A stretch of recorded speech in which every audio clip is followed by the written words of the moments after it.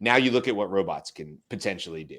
September 24th of last year, Hurricane Helene made landfall right by me. And about this time last year, I was up on more roofs that I cared to be on with my neighbor, putting up all sorts of storm storm shutters and stuff. Now, for anybody that wasn't listening to us last year, I'm in Tampa, I'm in that area, but I'm a bit inland. And so while we did have damaging, winds and things like that, and it knocked down my fence and things, we basically walked away from it. Anyway, my reason I set this story up is to say, I didn't get to do a ton, but I did get a chance to go over and help with houses and pulling stuff out of houses. And one particular one I went to was, I never met the gentleman. I only met his like, he was 90, but he was up in New York. He wasn't even at his house.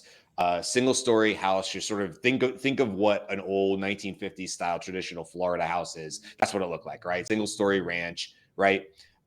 And he wasn't there, but that whole neighborhood got rocked with water 4 feet up the walls. And so I just went over literally you would just show up on the street and they'd be like, go 4 houses down. Like, it wasn't like you went to go help somebody. You just went to go help the street. You showed up with gloves on, with masks for all that, the mold and stuff. And you literally just went there. In this particular case, we were just undoing the garage.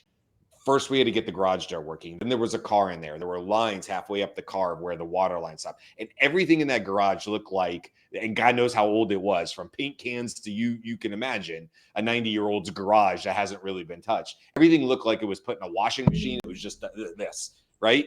And then boom, just dropped after 4 feet of water. That's what it looked like. And it was a mess. And who knows what chemicals were in there. Never mind, all of the sheetrock has to be pulled out at 4 feet. This is still going on in parts. There's still people who don't have sheetrock back in their house, and this is a year later. So now you look at what robots can potentially do.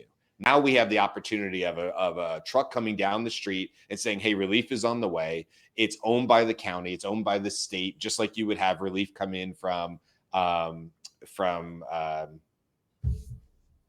just went out of my head. Anyway, just like you would have relief from the county or the state come in, and National Guard is what I was trying to think of. But now you have robots as well.